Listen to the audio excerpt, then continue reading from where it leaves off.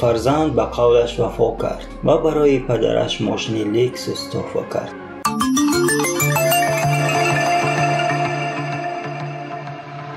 یک وقتها یک ساکن جماعت خستیور ناحیه باباجان وفاروف ماشین را با پسرش داد. آن وقت پسر پیش خود قول گذاشت که وقتی که به وایه برسد حتما این نیکی پدرش را برخواهد گرداند و برایش یگان ماشین گرانبها خواهد خرید.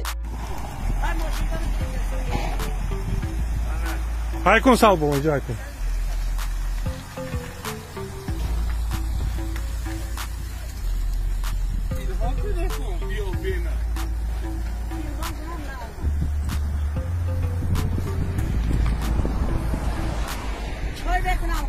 رحمت حاجای رحمت کلام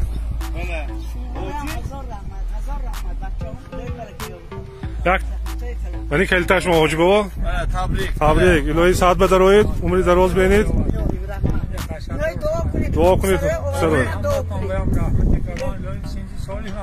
الهی الهی عشق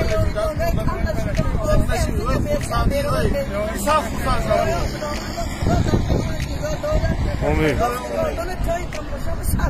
آمین الله